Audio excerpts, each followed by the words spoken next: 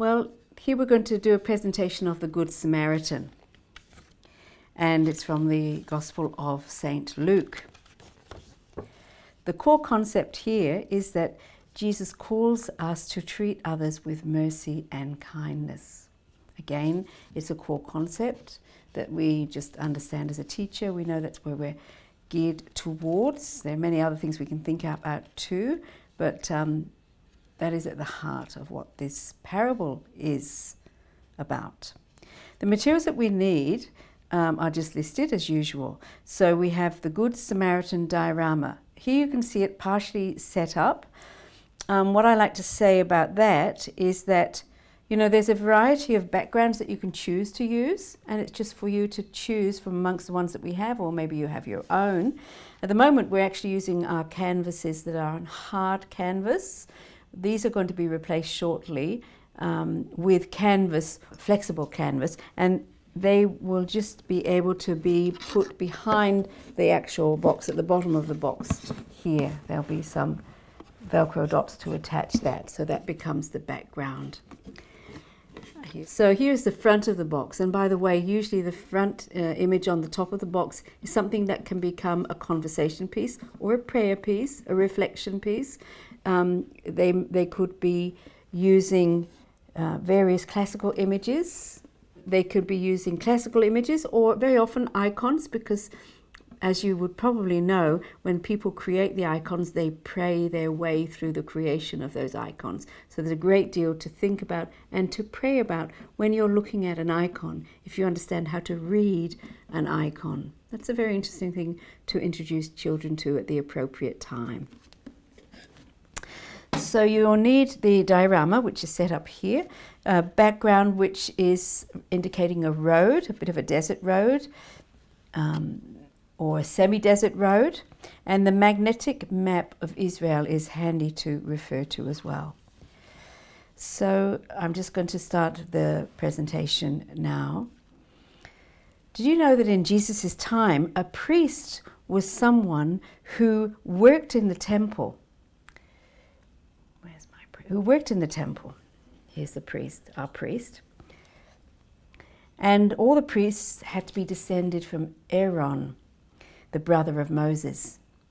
A Levite was someone who did other important jobs in the temple. These were called Levites. This is our representation of a Levite. And the Levites came from the tribe of Levi, one of the 12 tribes of Israel. And then you have Samaria comes into the story. So Samaria is a region of the Holy Land, and here it is. It's this whole region here. Judea is another region where Jerusalem is. So you have Samaria and Judea.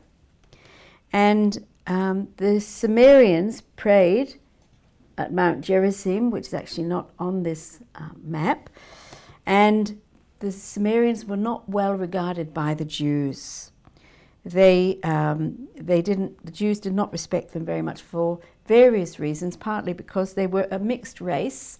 They had been introduced actually by a previous king from another country and had intermarried with the people living there, and they were not really considered to be Jews or to be true believers. But in fact, they did believe in the same God, although they worshipped him in a different way.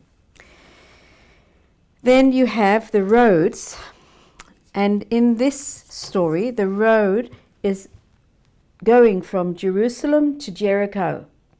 So somebody was traveling from Jerusalem to Jericho in this parable that Jesus tells us. And they were dangerous places to travel because there were lots of rocks, rocky ground, and isolated places, and people could come up against very dangerous characters, robbers in particular. So we're going to light our candle. And by the way, we also have in the kits a battery candle. This is something that students can use when they are working with the material, because they can light the candle like that, rather than lighting a real candle. Of course, it's very nice to light the real candle if you can as a teacher, but these are also included if the teacher's not allowed to use a lighted candle, which can happen sometimes, and especially when the children are wanting a light, they can use the battery candle. So now we're going to light the candle because we're about to read from Scripture.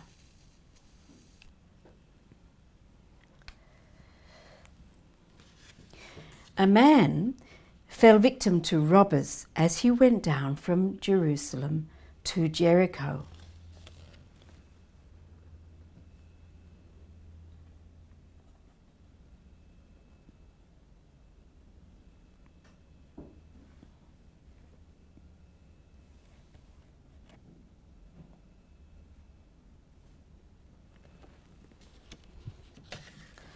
They stripped him and beat him and went off, leaving him half dead.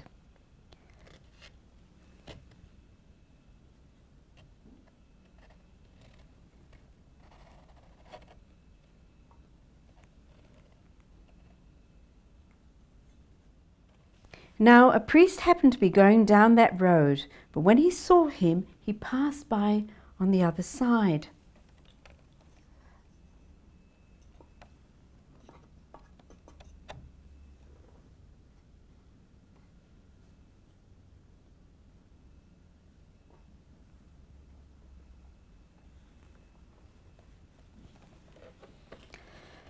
And likewise a Levite came to the place, and when he saw him, he passed by the opposite side.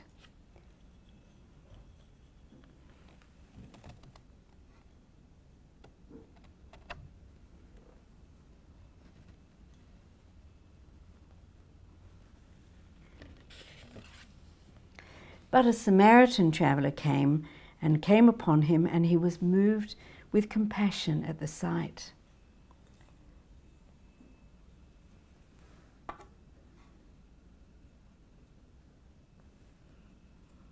He also had his donkey with him. He was moved with compassion at the sight, and for that reason we have here a second version of the Samaritan, showing compassion. You wouldn't say absolutely all of that, I'm just explaining it to you. He approached the victim, that might be a better place to have changed the characters, poured oil and wine over his wounds and bandaged them. Then he lifted it up on his own animal and took him to an inn and cared for him.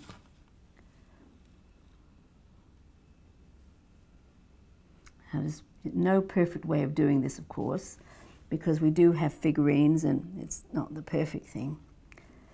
And it's okay to have the whole thing reenacted in some way.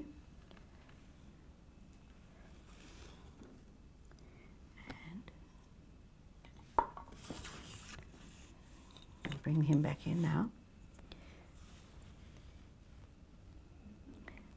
I'm going to remove some characters.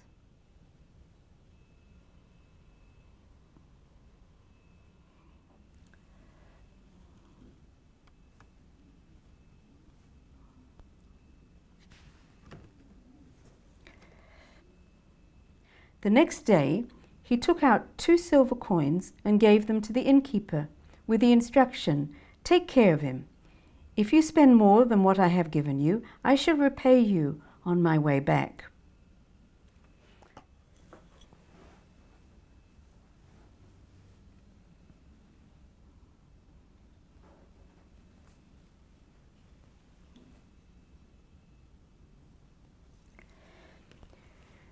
Which of these 3, in your opinion, was neighbour to the robber's victim? And the scribe answered, "The one who treated him with mercy." And Jesus said to him, "Go and do likewise." Then we extinguish the candle. I have to say, children really love to see this. Plenty of smoke. And just look at how much smoke is coming out this time. And it's worth pausing to appreciate it. And perhaps referring to the fact that it's a bit like our prayers going to heaven. So I wonder why might the priest and the Levite have passed by without helping? I wonder why the Samaritan was the one who stopped and helped. I wonder, what is a true neighbour? Following on from that and asking them to work in pairs, you might say, what are some of the ways that I can help others in everyday life? At school or at home, in the playground, in the street. And maybe they turn to their person close to them. Maybe they turn to a person close to them and discuss that with them and perhaps share it with the whole class. And then some of the choices possible, reflecting on what I can actually do to reflect the Good Samaritan and how he chose to do things. Could be a journal entry. They might write a personal reflective prayer. They could do some personal art response. Now, in the kids, we have as well a little picture of the elements in here, and they're all described and pointed to, so you know exactly what you have. When you're doing a presentation like this, it's quite complex. You won't get it perfect every time, and you might get some new ideas of how to move the figurines. And I know we have 2 figures for the Good Samaritan himself, and you may choose just to use one, the one that's standing. There's a bit of variety possible there, and you'll refine it as you're going. You'll find the way that it works for you. And if you can come up with imaginative ways of bringing the donkey and the wounded man towards the inn. So these are some of the decisions you can make. So that's the presentation for today.